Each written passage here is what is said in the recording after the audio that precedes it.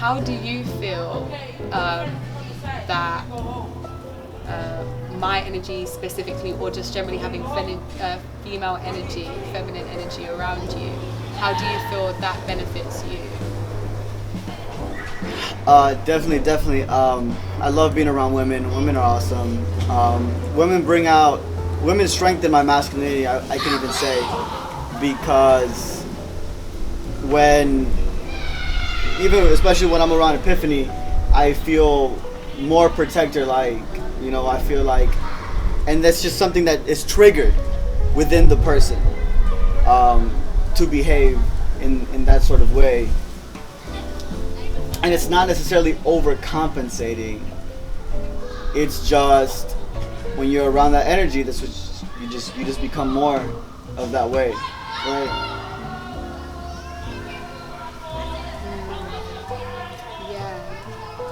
Yeah, actually, you just awakened another perspective in my mind of that.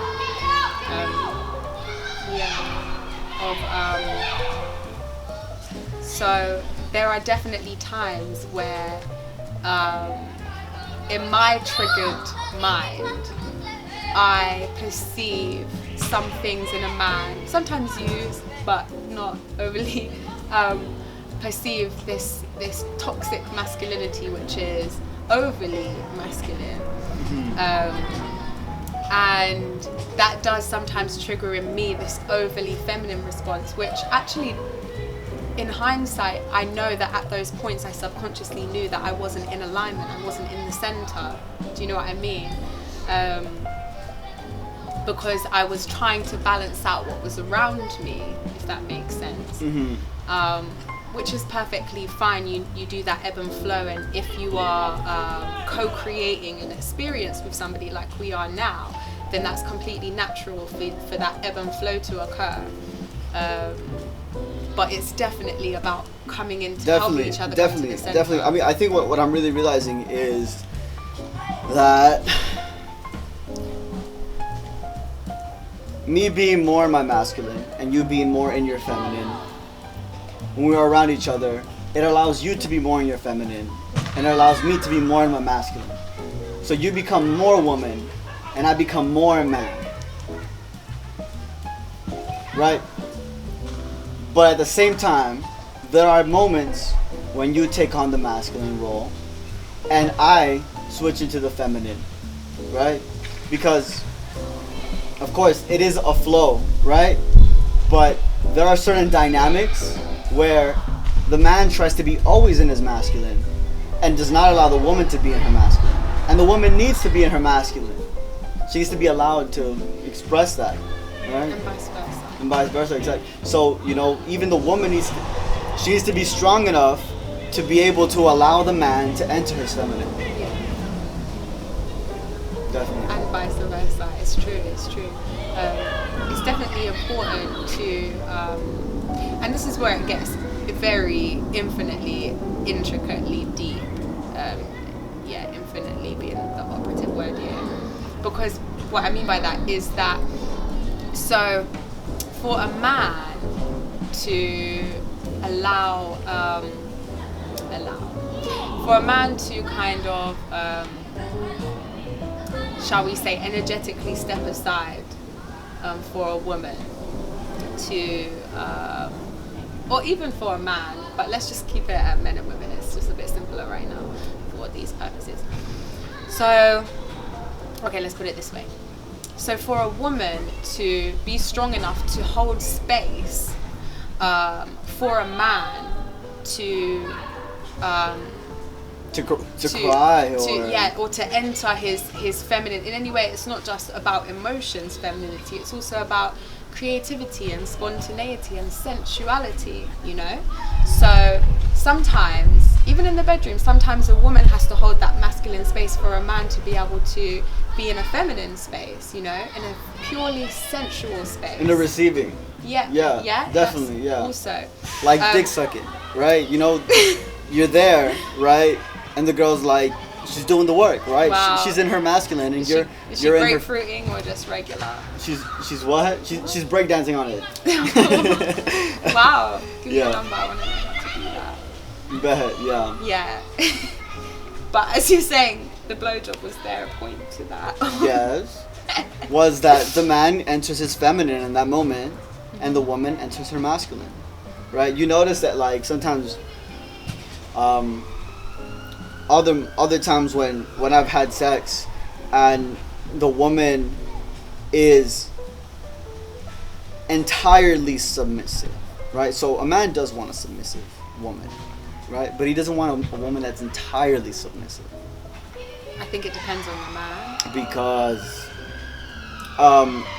what happens is the woman she'll just lay there. She'll just be there, right? She'll my friend, we were talking about this in the Better Man podcast, and how the woman sometimes will be like dead fish. That's what we call it, dead fish, right? I've heard that She's term. it's just like they're sitting there with their mouth open, like eyes gazed back, and she's not doing anything. You're like, well, I want to be pleased as well.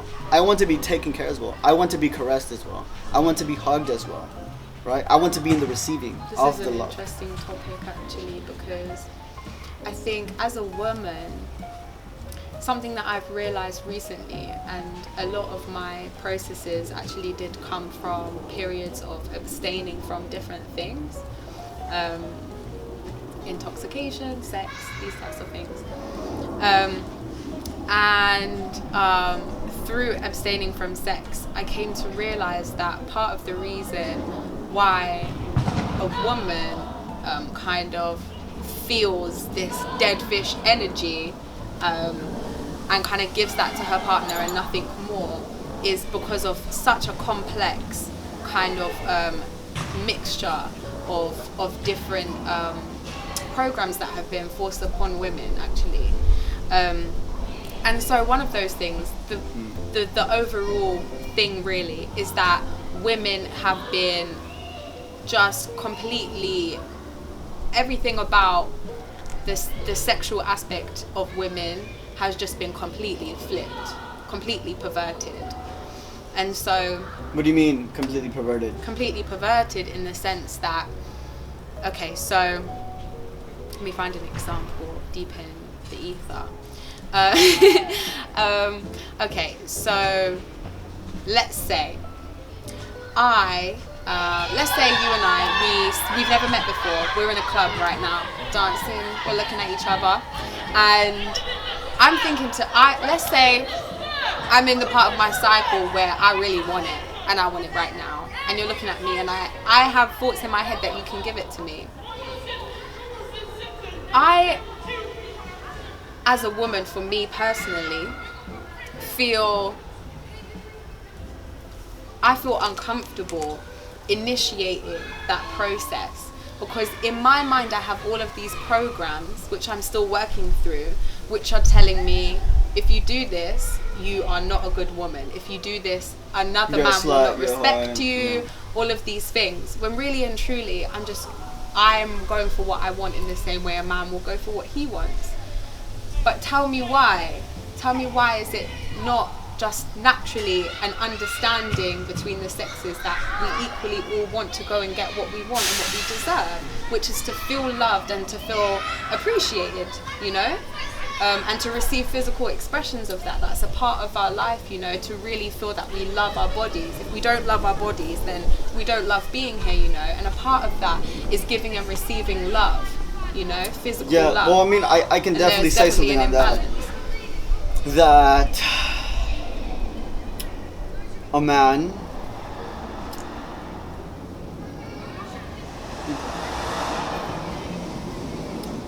if I'm approached by a woman and it's like so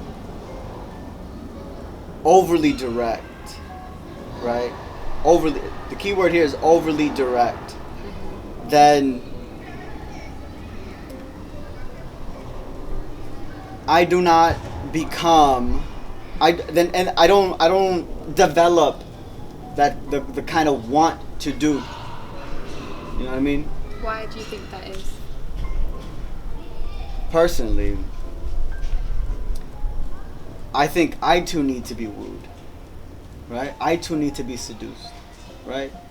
I want to seduce, right? I want to gain, I want to win over, right?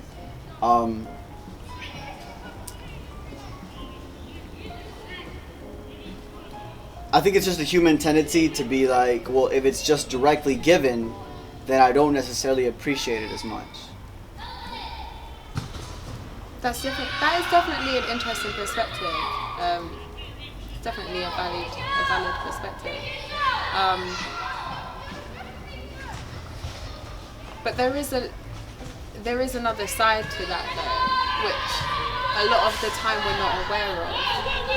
So I love the experience of being wooed, and actually I think for women, going back to what you're saying about dead fish, I think for women, a lot of this dead fish energy, whether in or out of the bedroom, especially early on in a relationship, I think a lot of it is really wanting to provoke that need to woo me, you know, because a lot of men don't, especially for a woman that is comfortable in her sexuality and knows when she wants it and all of those things, but still wants to be wooed. So if I want to experience the foreplay being dragged out, you know, then I'm not gonna straight away open up my legs for you, you know. Or if you understand what I'm saying, you know. So I think a part of it, and what I'm really going back to what I was saying before, actually, I think a big part of it, what I realize now, is that actually we are going towards sexual partners with selfish intentions. That's what it is. And for me, I realized that the reason why there have been certain partners, and I realized it after the first time I was with somebody that I felt I truly loved, you know, we were in a deep, loving, intimate, connective relationship, and that was very different for me. And I found that with that particular person, I constantly wanted to give to him, you know, I wanted to make him feel good, you know. And that wasn't just important to me for him. That was just, it was a natural, organic cycle, like the magnetic field of your body, you know. It was a beautiful cycle of appreciation and giving and giving. Yeah. And I think a lot of this dead fish energy is actually because the woman actually is very confusing with all of these programs around you, you know. And in your head, you're just thinking, okay, let's just first deal with what is my immediate impulse. What is it I want? Because everything is so confusing. So you're thinking, I just want the dick, you know. And you're just going to that person and you're thinking, I don't want to be wooed. I don't want to woo you. I just want the dick, you know. That's all I want.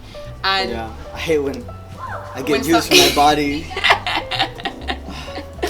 People are like this, you know. People are like this, and this is the thing about toxic masculinity, and women are now taking on toxic masculinity, you know. But all I have to say is I've never heard of toxic femininity, you know. That's all I will say on the topic. I don't think it exists.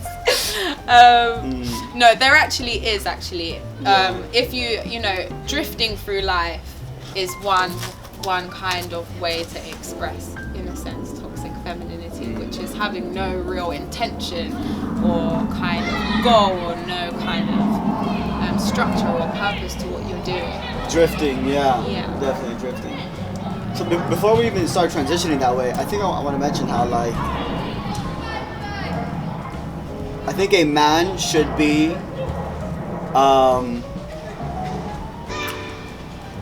like a gentle beast.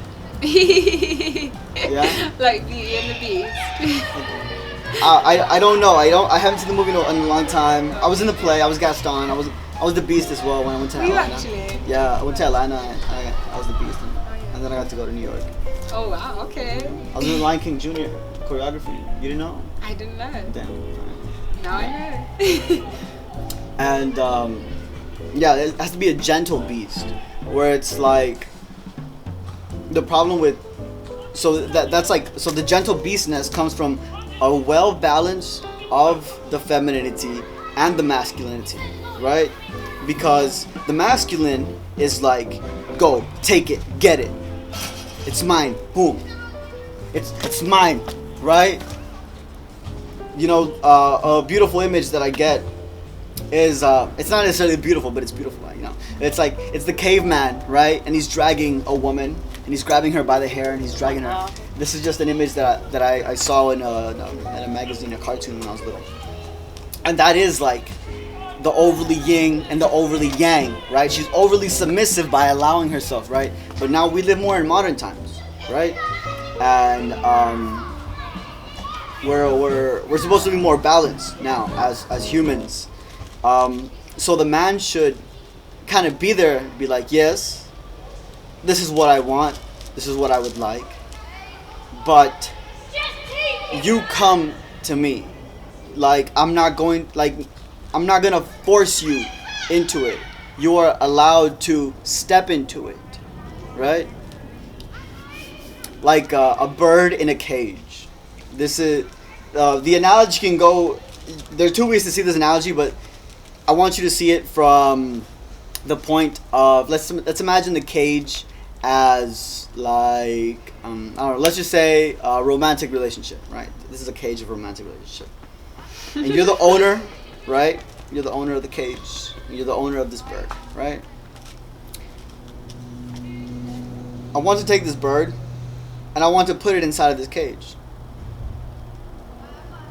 But the bird, if you force the bird inside the cage, the bird doesn't want to be in the cage. But if you allow the bird to chirp its way into the cage, you put a little food, right? Women like food. They go cranky. They go cranky if they don't eat. That was me earlier. So yeah, allow them into it, right? Creating a structure. This is what happens. This is the masculine, right? In the beginning, they're just two separate worlds, right? But over time, her feminine world will enter into the man's masculine world, and she'll be contained within his world. Right. I feel like you were in agreement up until that last part. No, I'm still hearing it out. I don't feel like I fully understood it. So Questions? the last thing that you said was that the woman is you didn't use the word integrated, but I'm going to use that word because I can't remember which word you did use. So let's say the woman is integrated into the man's world. Contained. Oh, that's an even worse word. Okay, so that's my perspective at this present moment. Okay. So do you feel like the man is integrated into the woman's world, or it's just yeah. So the reason that, because I talked about balance, I spoke balance, right? Yeah. He has to understand the female world first, right? And that's why he allows her to come in.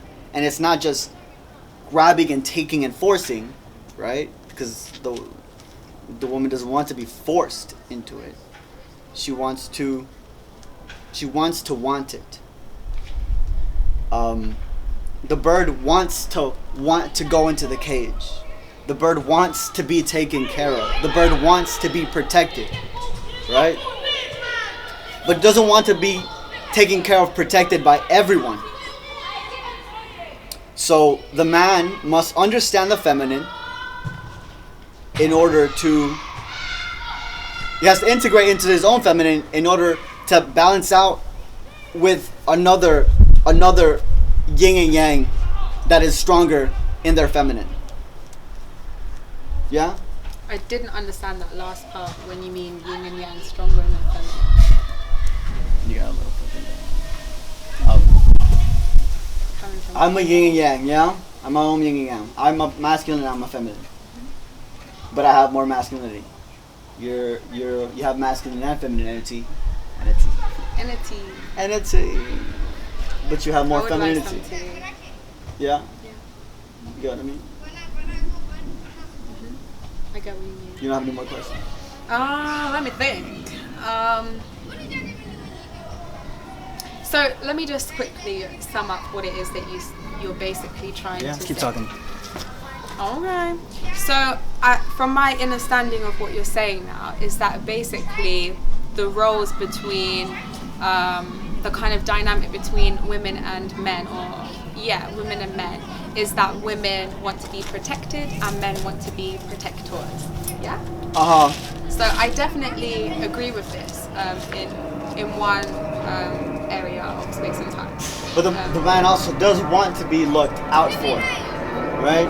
Yeah. He's looked out for in his admiration, right? Well, actually, I think this goes both ways. I think both people should admire each other. Both people should praise each other, right? So I agree, and I think that where we're moving more into internal oneness with ourselves, with our light and our dark, and into collective integration or oneness with each other, you know. I think what we're moving out of is the limitations of that dynamic, or that kind of categorization of things. Because actually, so let's say if there is a gay couple and they're both men, but one of them naturally emits more feminine energy and one more masculine. It would have to be that way. But the thing is, it doesn't. Just hear me out. So that's one way of looking at it. So I'm just first of all saying, I just want to make it clear to everybody that although we've been a lot of the time talking within the paradigm of heterosexual relationships, feminine energy is different from female woman, and masculine energy is different from man. And and so what you were saying was basically this whole wanting to be protected, wanting to protect, and then obviously the man wants certain things from the woman, or the masculine wants certain things from the feminine, shall we say, to be more precise. But what we're seeing now is that actually it's so much more intricate than that. So let's say you are physically strong and able, and you have no qualms in protecting me physically, like in terms of if you had to fight to protect me, or you know, if someone burgles us, or if somebody is talking to me on the street in a way they shouldn't, or whatever. I'm not saying that I would want you to hurt someone for that, but let's just say that you're good at that, and that's something that you want to do for me, and that's something that I want you to do for me. Okay, so that's something that we meet both, you know, in the middle, we integrate. But then let's say, okay, let's put it this way. Let me think of a good example. So there might be an aspect of masculinity that you haven't quite awakened and mastered within yourself that I have, although it's a masculine quality, shall we say, or action, shall we say. So let's say we're getting deep into kind of stereotypes and programming here, but let's say taking care of finances, that, you know, that kind of thing, or taking care of things in the house. You know, you might be a good fighter, but maybe actually I do better at fixing things in the house, because maybe I had maybe I studied engineering. Or do you get what I'm trying to say? So maybe there are so like you had some kind of home improvement class or some shit like that. Yeah. Or let's even completely flip it. Let's say the man's a chef. Yeah, let's say the man's a chef and he loves to cook, and let's say he also loves to paint. So he's always painting, and he's always cooking, and he's always, you know, just exuding all of this lovely feminine energy onto me that just allows me to feel loved and sensual and experiencing, you know, kind of pleasurable feelings at all times, you know. So everything has this extra feminine dazzle of sweetness, you know. So let's say he's doing that, but actually when it comes to things like if there is noises in the house, and I'm like, oh my god, there could be someone here, and he's like, oh my god, he's completely paralyzed with fear. He bitches out, yeah. And I naturally feel strong, and I naturally feel assertive, and, you know, calm, And so I go downstairs with the baseball bat and check if there's anyone there. Or let's say someone's speaking to me on the street and they're talking trash to me, and you know, I know for a fact that he hasn't had a lot of fights. So if he tried to protect me at that moment, he would just get hurt, and I don't want that to happen for him because I love him, you know. So it's like, it's so much more intricate than men and women, and I just wanted to make that really, really clear with those examples. Definitely.